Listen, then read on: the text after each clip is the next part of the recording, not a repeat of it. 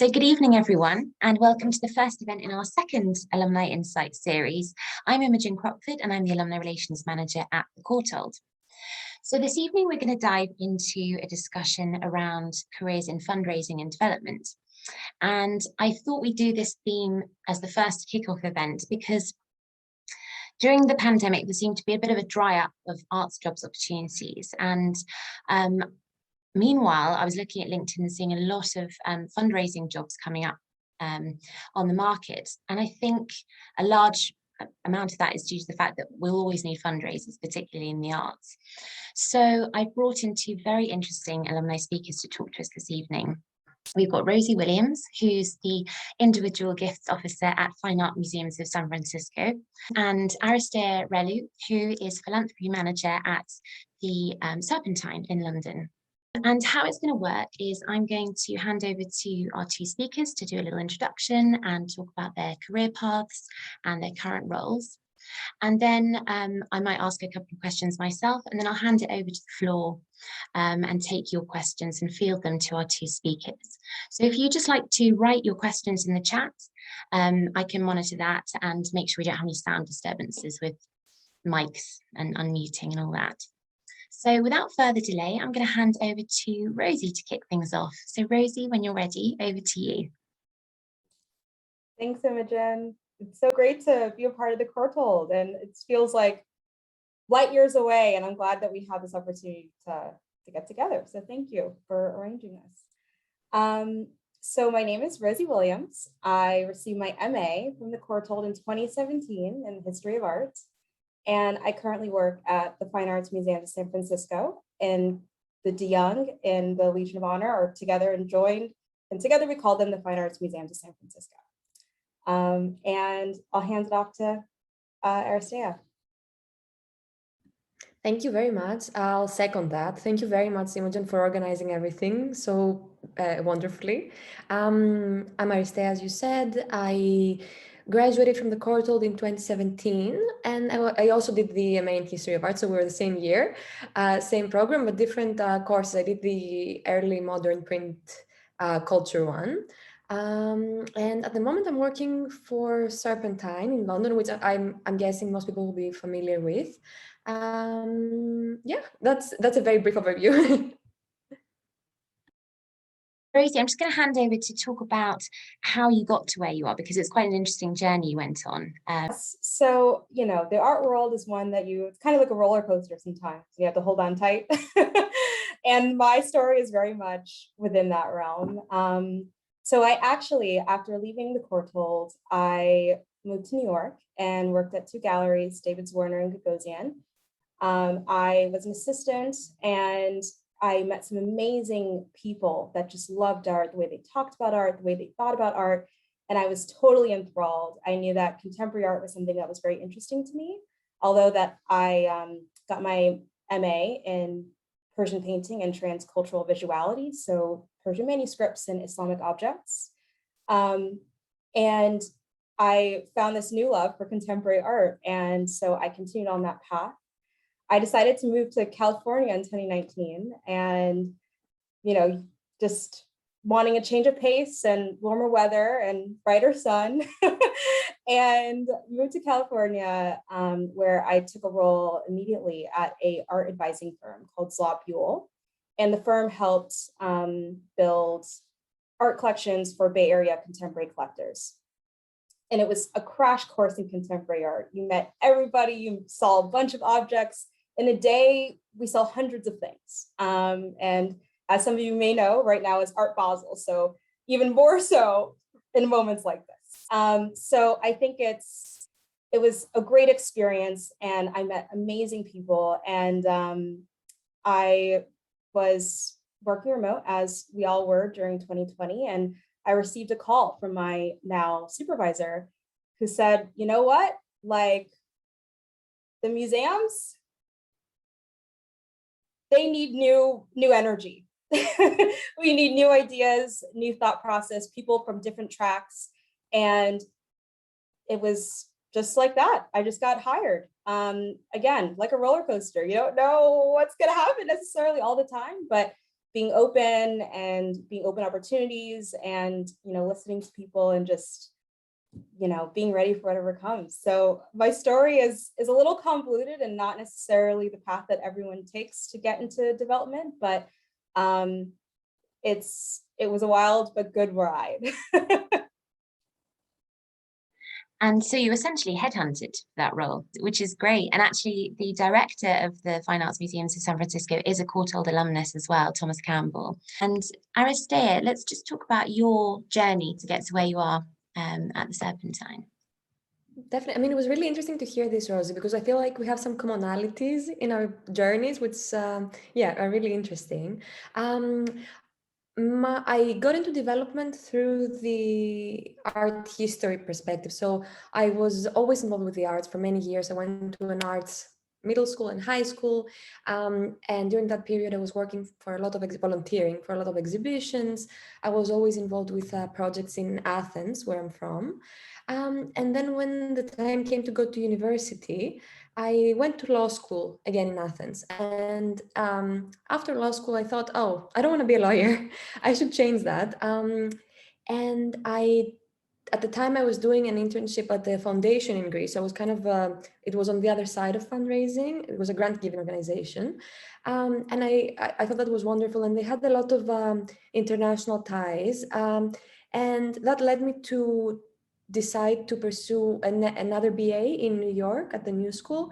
So I went there and studied museum and curatorial studies. And during this period, I was also interning for Gagosian and Phillips and working directly with artists. And it was a really, really crash course in contemporary art, being there and being at the New School. And then because I really wanted to solidify my background and my focus on art history, I decided to move to London and come to the Courthold.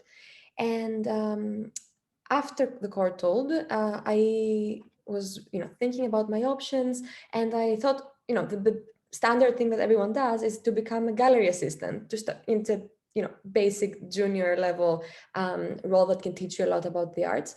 So I went to work for Spruth Magers Gallery, and then after a few months, Spruth Magers was lovely. I had a great time, but then a few months into it, I saw this advertisement from the Tate, and they were looking for an international council officer. And at the time, I didn't even know exactly what development was. I had worked for a development department in the museum in Greece before as an intern, but I was just an intern. I was much younger. I hadn't fully grasped what it entails, but I wanted to work for the Tate, and they all sounded super interesting. So I applied, and thankfully my then line manager trusted me with it. So I was working in the major gifts department there. And after a while at Tate, I decided to move to Camden Art Center, where I was for 2 years, so including the pandemic. And I was a development and events manager there. And the Camden Art Center is an amazing institution. If you haven't been, definitely visit it. They have incredible programs. The team is wonderful. But after a certain point, I also got a call from the person who is now my manager. And coincidentally, she had my role at Camden before me. So she did my handover. And then a couple of years later, she called me and said, you know what, we have this at Serpentine. Do you want to come? And it felt like the right moment to transition to Serpentine, to a role that I'm sure we're going to talk about a bit further down in our conversation, but to a role that entails a little bit more responsibility. So yeah, that's very convoluted. I hope it made sense. So I think what's so interesting about the development world is that you can really go into it from such a broad range of different areas. And I don't know about you, I'm an art historian as well, and I had no idea that was even an area of work when I was at university. It's just one of those broad terms, development, that you're not quite sure what it means. And actually, I've got a question for both of you. We'll go into a bit more detail about your current work. But first, what sort of personality do you think suits careers in fundraising? Because I always used to associate fundraisers with very extroverted types, real natural networkers, very charismatic, almost the kind of sales type personality.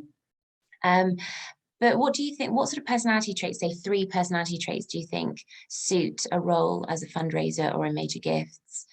I'll hand it to Rosie first.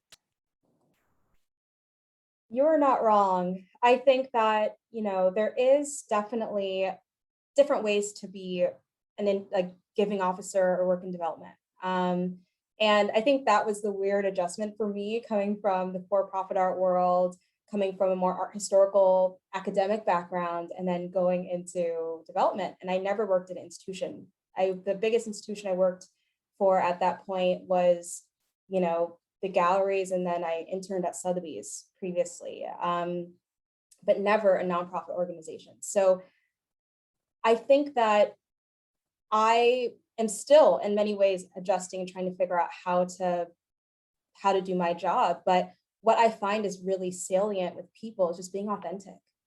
Whatever you are, whether that's an introvert, an extrovert, just someone that's excited about the mission, someone that's excited about the community, excited about the potential of what the community can be, excited about art, and particularly in an art institution setting, or science, or whatever it is that you are developing for.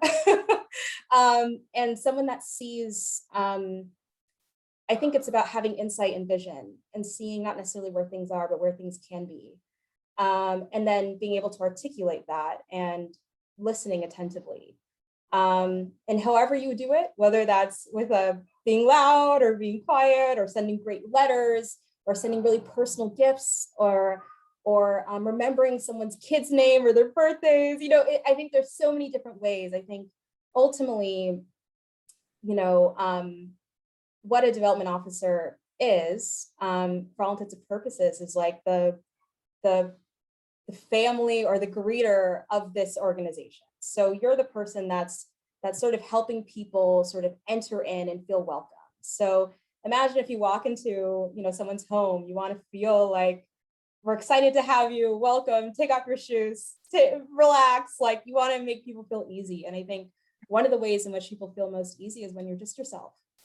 But I do think that there is definitely that sentiment that you're mentioning, Imogen, about people having to be a certain type of way or more sales oriented, and potentially that works in some instances, and maybe some people are naturally that way. But what I find resonating with the people that I work with is just being yourself. Great advice. And the same question to you, Amarista. Thank you. I mean, I couldn't agree more. I think being yourself and being excited is they're both key things that a fundraiser could have, and they're very useful. But also, I would like to add that development departments can be quite big, depending on the size of the organization, depending on the philosophy of the organization. There's a variety of approaches to fundraising. So it could be anything from major gifts, very high level, where you don't really do, like, you might do all the organizing and all the planning, but perhaps the artistic director is actually making the approach. Or you could be the person talking to the members, picking up phone calls, liaising with people directly, kind of being on the front line. So there's a lot of diversity within the development department. And I have colleagues that I admire because they are exceptionally well organized. They have their ducks in a row. They know what everything is, when everything is happening, and that can be incredibly helpful, because ultimately you have to manage a variety of different relationships with stakeholders who might be competing with each other. So you need to be able to see the big picture and then make decisions based on that. So having organizational skills is essential. Being disciplined as well, to be able to stay on track with your deadlines and events and your planning. There's people who are more like trusts and foundations fundraisers, so they do a lot of writing, and that is a skill set that I haven't developed a lot. I love writing, but these people are amazing writers, and they know how to argue very well through writing. So even if your background is not in the arts and it's in, let's say, politics or law, maybe you have in your skill set the ability to make a very persuasive argument through writing, which is also really important. Or you might have a very good eye for design, so your proposals really stand out and they're really beautiful, and the other person gets captivated. So I think there's as many ways to be a fundraiser as there are personalities. But yes, there is an element of extroversion that is not required. I'm an introvert, for example, hardcore. It's possible because you manage your time and your responsibilities accordingly. You have to do the events where you have to be very excited and to communicate the mission, but also you get to write a lot of emails and a lot of spreadsheets. So there's something for anybody, I think. I think let's just dive right into what you actually do, right, on a day-to-day basis, what your role involves when you go in the morning or work remotely. What from start to finish does your sort of average day look like? Because I think that's quite mysterious to a lot of people what a fundraiser does. So let's start with you, Rosie. First, I want to say, Aristea, you're exactly right.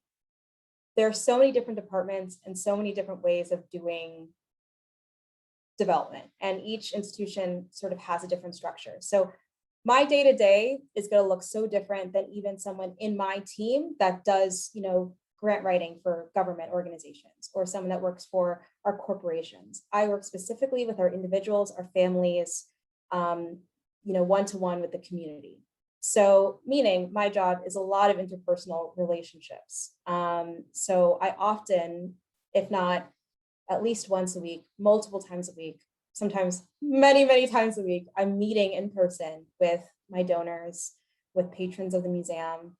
That could be a lunch, that could be a coffee, that could be sometimes a walk, like, whatever you do with your friends, like for all intents and purposes, these people are my community. They've grown to be my friends, and, you spend time with them accordingly. So, a big part of my job is that, and I would say that's a substantial time. That's a substantial amount of time. But additionally, I think, again, what Aristea was saying about keeping up with deadlines, some of the things that we send out, for instance, are we send out our letters very often about reminding people to, follow up, or we tell them about follow up on payment, or we tell them about upcoming exhibitions, or we are making sure that they're aware of a new program that we're releasing, or letting them know about different updates going on in the museum, or about their particular account. So that there's a cadence usually for us, because we have such a large amount of donor, patrons, and members. And so we kind of do that in a natural cadence throughout the year, usually around the fiscal year. Our particular organization works around, the June 30th, and then again, July 1st year.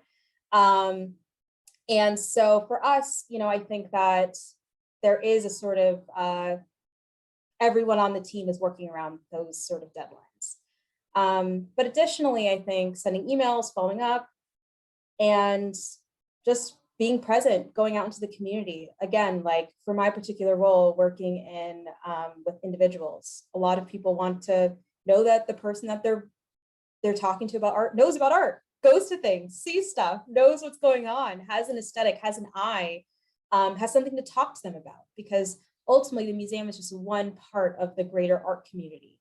And so, it's equally as part of my job to be part of the art community as it is to be active in the museum. That's so rewarding as well, though, isn't it? As an art historian, to be part of that really living and evolving art world, and at the sort of forefront of it, really. And the same question to you, Aristea. Thank you. I mean, that is really interesting to hear. My previous role was quite like that, and I loved it, to be able to interact with audiences and members a lot. It's really fulfilling, I think.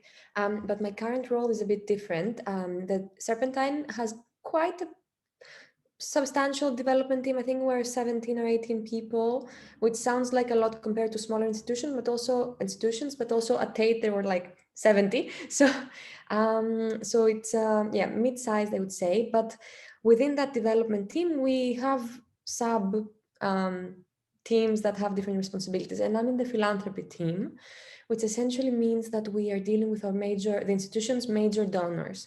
And we have a head of philanthropy who who manages the bigger picture projects. So any large campaign that is multi-year, and we're asking for gifts, let's say in the region of 500,000 to 5 million, she's dealing with. And I'm looking after all of the projects that the gallery is has taken on. So fundraising for all of our upcoming exhibitions, fundraising for the Serpentine Pavilion that some of you might know, be familiar with.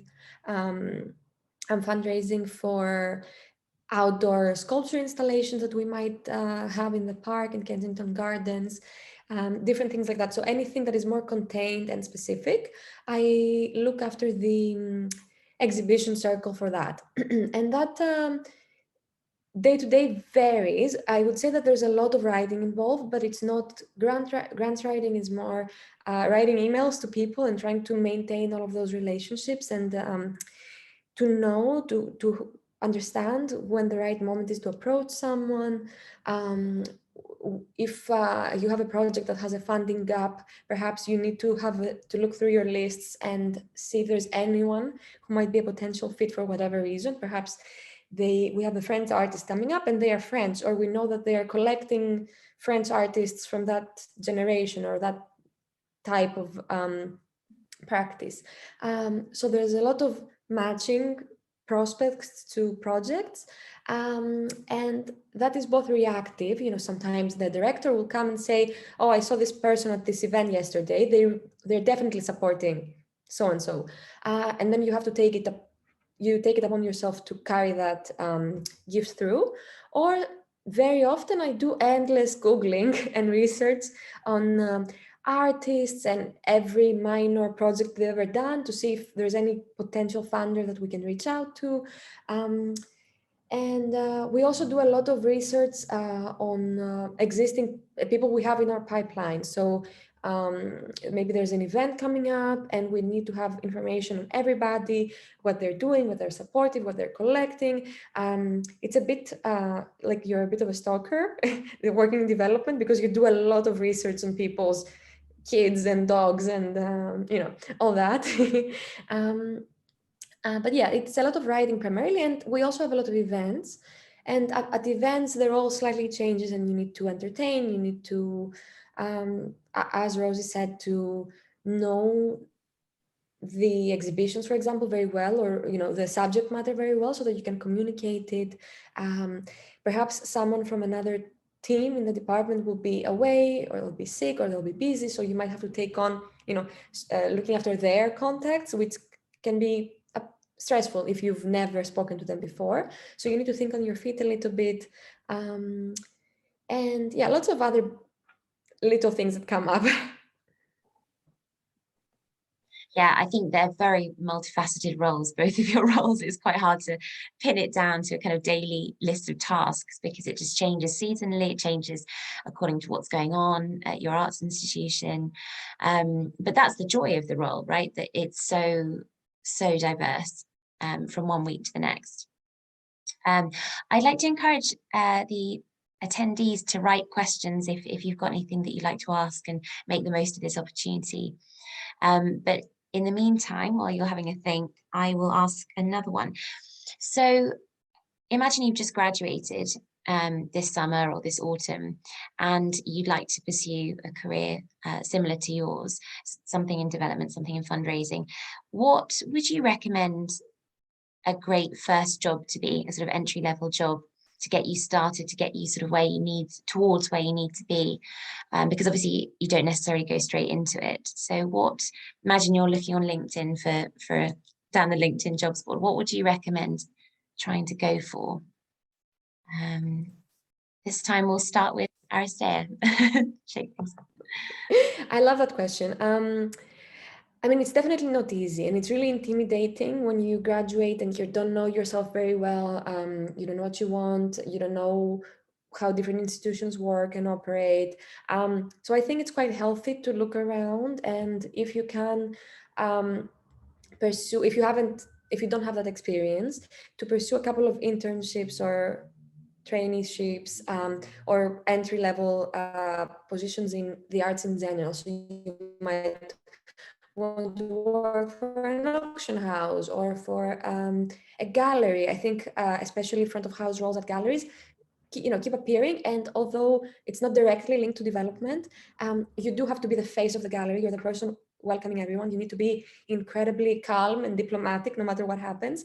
And these are skills that you're gonna have to draw upon when you're working in development. So that's one way of going about it. But also, I think that very thankfully, development is one of those parts of the art world that there are jobs coming up. There is flexibility. There's people moving around quite a bit. So there are entry-level jobs that appear. Again, it's not easy, but it's possible. And I know people, like I have someone in my team who is 21, and she is the executive in the team, and she's incredible, the most capable person I've ever seen, and she doesn't have any other major work experience. So if you find opportunities like that and you know that you want to work in development, you can go for it kind of directly, and you just have to wait for the right person to trust you.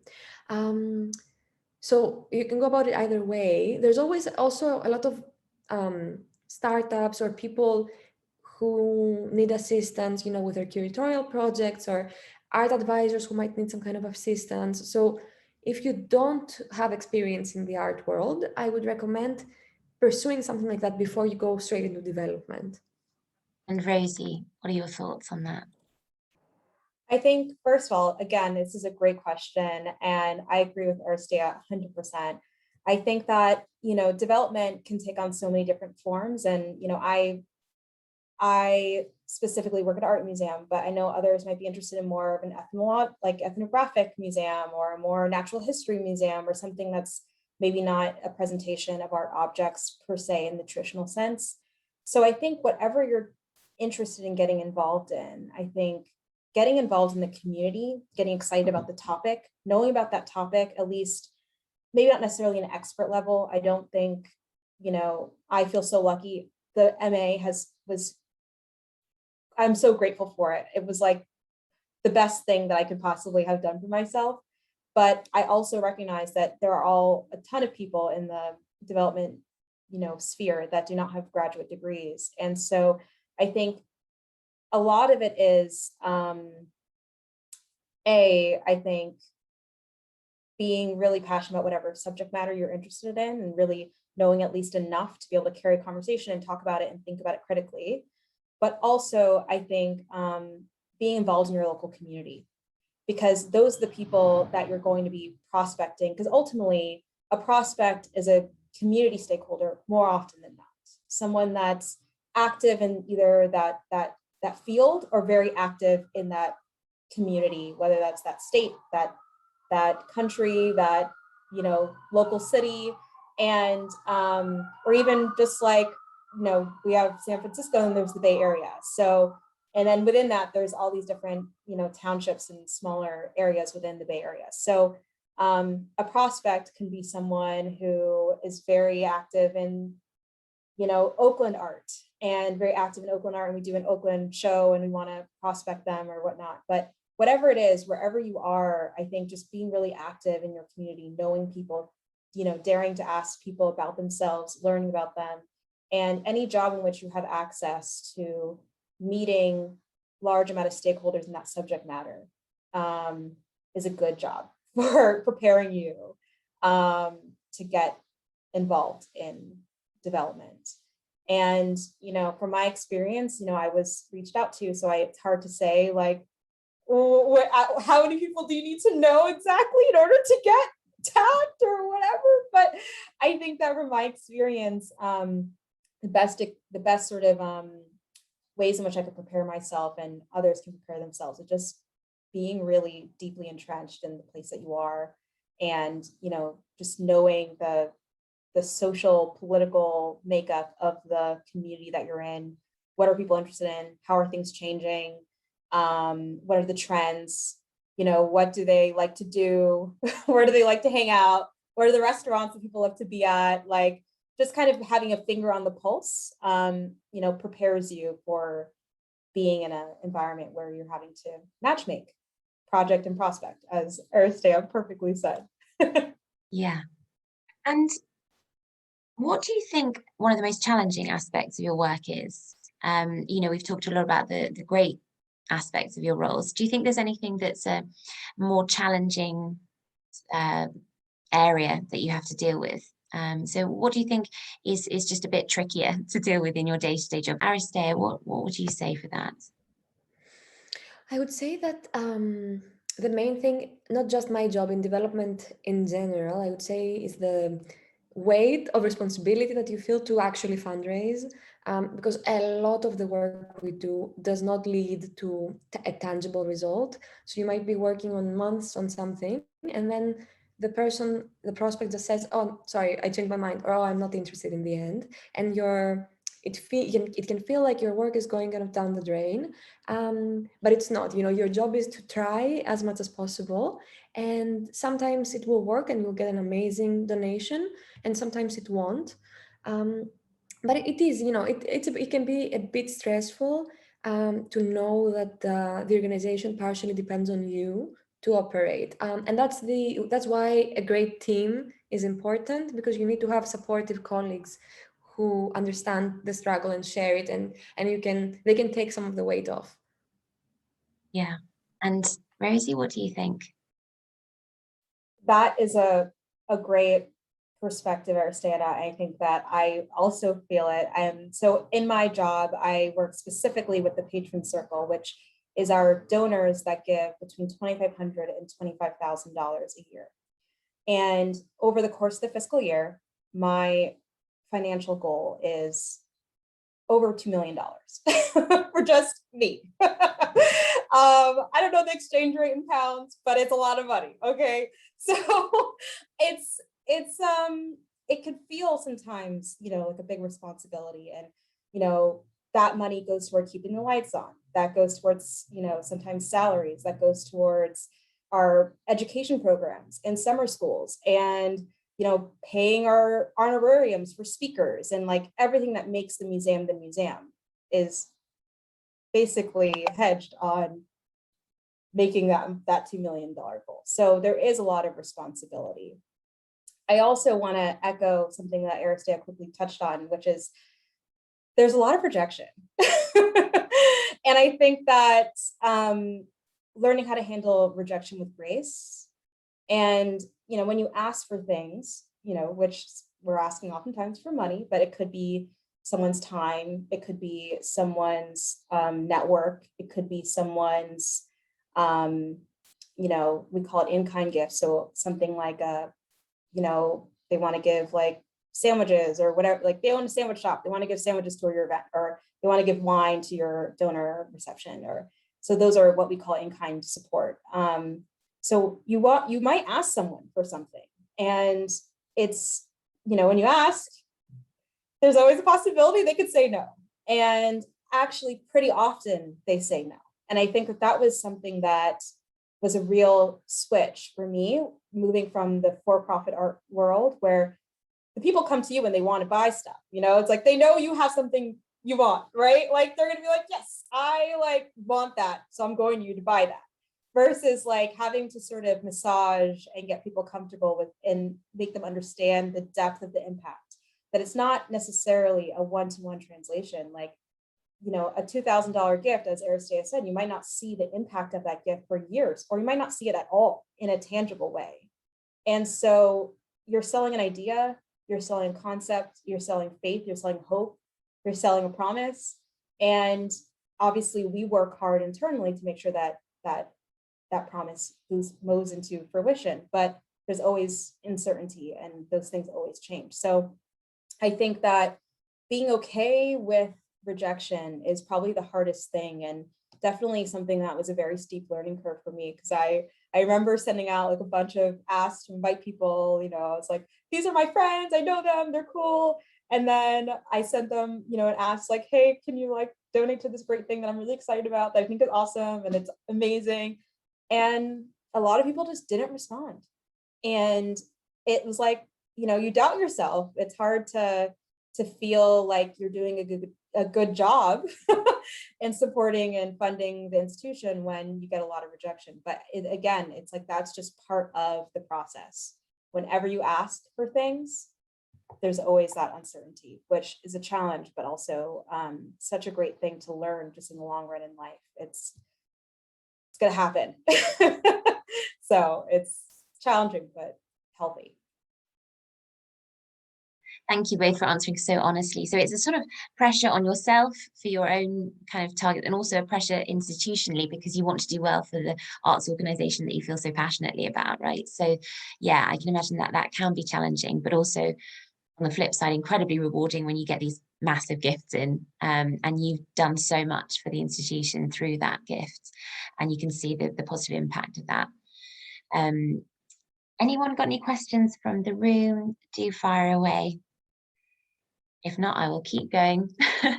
Yeah, how do you think your contacts that you made at the Courthold directly, I mean, Rosie, yours was quite a clear answer because of the way that you sort of moved into your current role, but do you think that the contacts you made and the friends you made, and even the relationships with your tutors has impacted your career and led to opportunities? I'll start with you, Rosie. Yes, I mean, it was a wonderful surprise to see that obviously the head honcho of the institution is a Courtauld alumni. So it was like, awesome. That was the first thing we said to each other. We just embraced and we're like, Courtauld, Wow. which was amazing. But, you know, I think that, I mean, that is priceless. Like being able to go into a room and meet another Courtauldian and just like know that you see something in them, you know, you share and you walk the same path in the Somerset House. Like, you know, there's something kind of whimsical and beautiful about that experience. But additionally, I think that, you know, I was really trying to, this morning, I was thinking to myself, I'm like, how do I describe to people my experience at the Courthold? And I'm kind of like, the closest thing that I could come to is that it was like the Hogwarts of art historians. Or it's just like, you come in and it's like all these people that are just like convening to talk about this esoteric, but like really powerful stuff that's like magic. Like art is like magic. And then, so leaving that and, you know, dispersing into the world, there's still this special bond that you have with those people. Because it was such an intense and powerful and special experience to indulge in something that, you know, you felt weird previously, maybe potentially like geeking out on for most of your life. And you find people that are like-minded and like you and see the beauty and want to talk about it and want to be a part of it and want to help make it larger and better and more accessible. And so I think that the Courthold network for me was really just like the life source. You know, every time I felt, you know, down or doubtful, or, you know, as I mentioned earlier, my career was a little bit of a roller coaster in finding this particular role that I feel really comfortable and good at. There's a lot of doubt. And so turning to, you know, Courtauld alumni and saying like, you know what, like we share this is good. This is a wonderful experience. And just having that those people to sort of energize you and inspire you again it's intangible, but a really special and valuable asset, and just like keeps you excited and focused in ways that, you know, without having that, I don't know what my career path would have looked like. And Aristea, what do you think? That's a very, very beautiful answer. I completely agree. I think the Courthold creates it is a memorable experience, and it creates a community of people that are also quite international, I would say. So you get people in one class, you might get people from all over the world. So that was my experience. From my class, there were a lot, I was the only Greek. There were a lot of Italians, there were Americans, French, you know, Chinese, all over the place.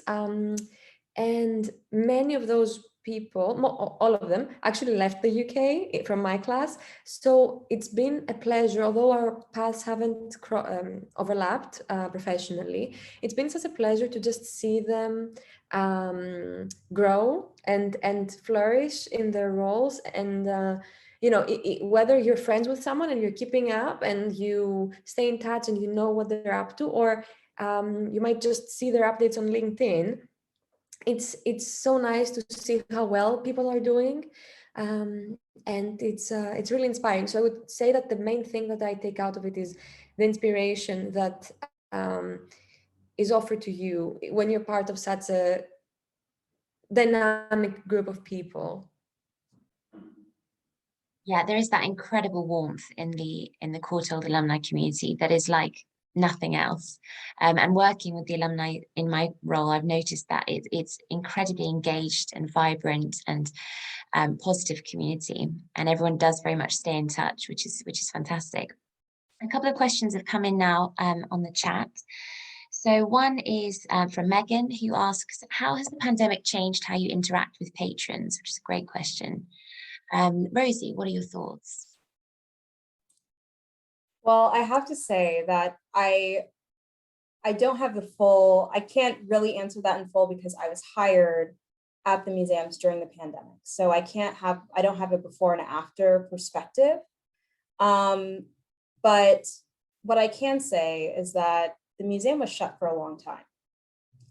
And the museum not being open, and that's something that, you know, if you've ever been to San Francisco, the two museums are right in the middle of some of the most precious, you know, natural landscapes in the city. So one is right in the middle of Golden Gate Park, and the other one is right in the middle of the Presidio overlooking Golden Gate Bridge. It's whimsical, beautiful, stunning territory. And I think a lot of people have grown up taking their kids there. I mean, we're in our 126th year of existing.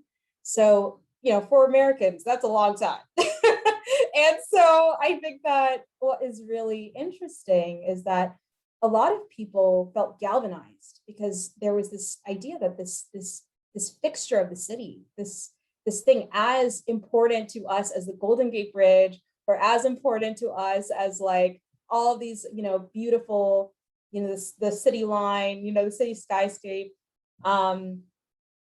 There are things as important as that are potentially being jeopardized because of closure or because of, you know, the pandemic. And I think that what it has provided me in regards to outreach is giving them the opportunity to remember the museum, but also imagine when the museum reopens, what it could be, right? Because not only did the pandemic change, you know, institutions in regards to, you know, closure and offsite, onsite, and digital outreach versus in-person outreach, all those things happen, but it also changed the ways in which people expect their museum to behave in their communities.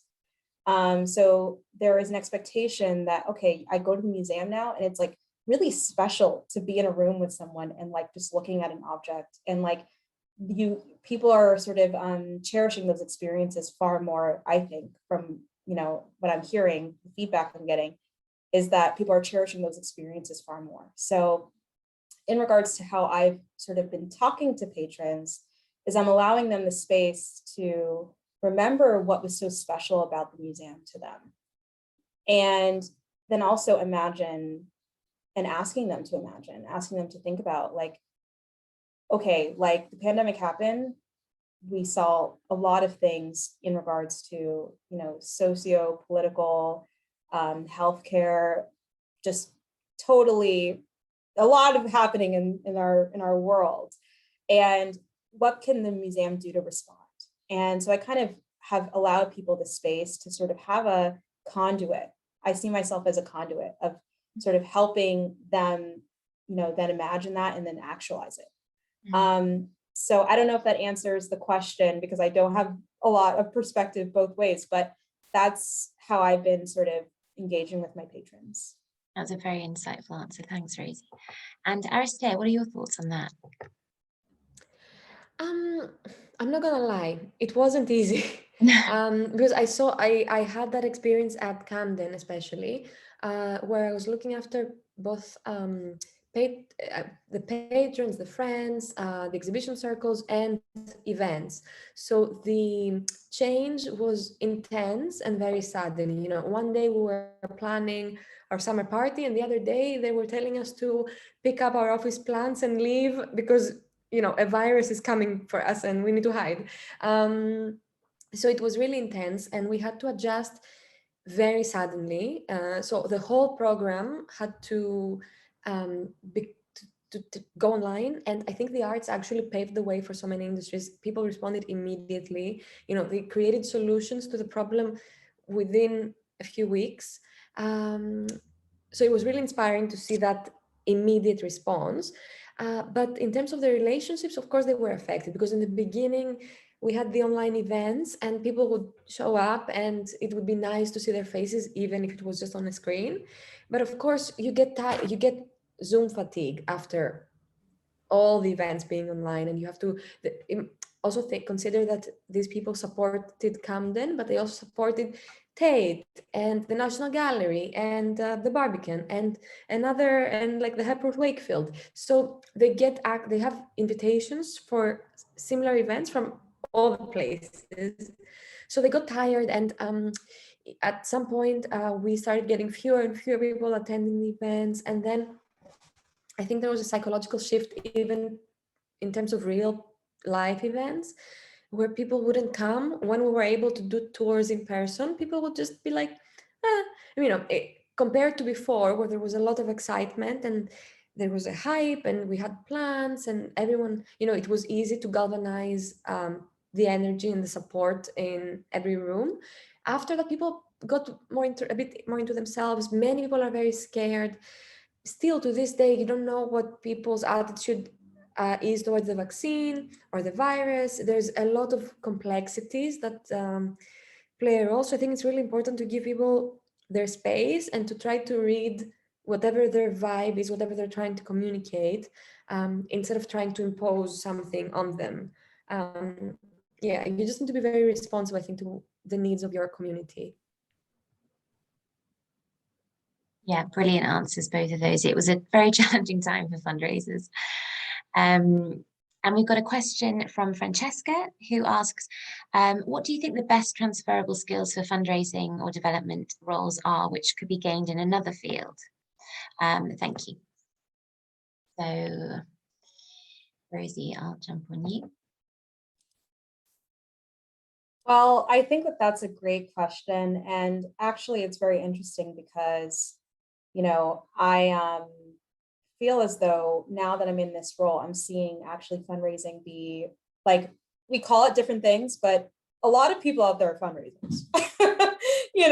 Like I live in, San Francisco, which right now is having this boom of, VC funds and startups, and it's like the gold rush of California all over again. And I think about that, and I think about these entrepreneurs that go and ask for money. Again, it's asking for money, asking for what you need, having a good sense of analysis of what you need, and then using that and be able to distill and prospect for finding the match of who can, help you get there.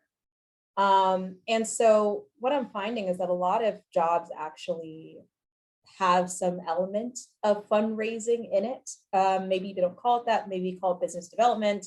Maybe they call it sales. Maybe they call it, I don't even know. A lot of different things. Research. I don't, like you could call it whatever it is. But, when you are in a position where you need resources and you need to go external to find it, whatever job that is, that is transferable to what I do and what, a lot of people that have my role do. So I think in regards to skills, I think being able to be entrepreneurial, if that's a skill, I think just like being able to sort of, really see the stakeholders, really be able to like have a wide view, have a deep and wide perspective on the problem at hand or the needs. And I think that, there's quite a few jobs that kind of fit within that. It's hard to say exactly what exact skills that would be called, but a lot of jobs in which you have to sort of be strategic think strategically, think big, think small, as well as, you know, being able to ask for money and ask for things that you need. So the good news is you can move into that from a broad variety of different other jobs. Aristea, what do you think? I completely agree. I think if not all, the majority of people are in some capacity fundraisers, whether it is in your personal life where you're managing relationships and money, or professionally. I can't think, I was trying to think as Rosie was speaking about literally any job where you don't need the skills that you have as a fundraiser, and I couldn't think of anything. Because there's always things that you can pick and apply, and the personality required and the skills required to be a fundraiser are completely transferable in my view. And, you know, looking at our industry, the curators, for example, because you have a lot of students, for example, at the Courthold who want to be curators, and a lot of people who are just out of art school want to be curators. The curators everywhere I've worked are the main fundraisers in a way, because the development team's job is to prepare everything and organize everything, plan everything, and to know who to ask for what.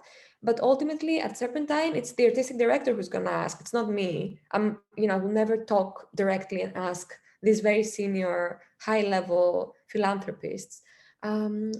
So you might be a curator, or you might be in anything else, in any other industry, and still need those skills.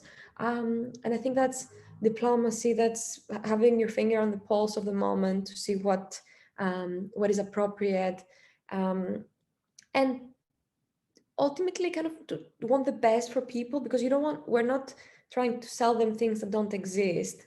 You want them to enjoy their experience, have a good time, have a positive association with the institution. You're creating something together. So it's building a relationship, which we all do. We're social beings, so we all do that on a daily basis. And I think will be the final question, but Hazel would like to know, is there an element of events organisation in your role? Organising patrons events, for example? I expect I know the answer to this, but actually organising the events. Rosie. So, that is a great question. And I think that's kind of the fun part of the job, I suppose, like for me, at least, is, I like Aristea was saying, it's like there's anything that you can do in your social life and personal life can be applied to development. And what I love about development is I get to go to parties, I get to plan parties, and I get to do what I already love to do. It's just amplified. So there is some element of it. So we have actually a special events team embedded in our development team. So we have a group of they're all women, but we have a group of people that basically do the nitty gritty, like working with outside vendors, making sure the meal is, prepped, and we have an X amount of meals for X amount of people, the table settings, the floor arrangements, depending on the event, just making sure that the flow is good in regards to like if there's any speakers, or making sure that things happen on time and that people are moving between room to room. Obviously, each event is different. And so we have a team that does that. What's been a really great joy in my job is that in regards to the strategic thinking, and part of the strategic thinking is also steering the concept and the sort of themes of the event. So I can get as deep or as not deep as I want in regards to the, logistics, or in the weeds of things in regards to what I mentioned before. But something that I do have a heavy hand in is sort of thematically what we're going to discuss. So for example, just a few weeks ago, we had a panel on NFTs, and I helped sort of ideate who should be on that panel, who should be in conversation. I helped ideate, what are some of the ideas and themes that people are concerned about or considering regarding NFTs today, and where a museum can sort of respond to it in an appropriate manner. And so I think that it really depends on what's going on at that time, but I'm not really like heavily involved, for instance, in our openings, because those are so sort of canonized. They don't really have like they don't really have like a strategic aspect to them. They're just something that we do to hold and host and party and welcome people into the museum. But more strategic thinking about what kind of thought leader do you want to be, what kinds of conversations do you want to have, who do you want to bring together, who needs to sit at this table. Those kinds of conversations, for very specific events, I have a very strong hand in. So it really kind of depends in my particular case, but yeah, it's more thematic than organizational in my instance. And Aristea, what about your role?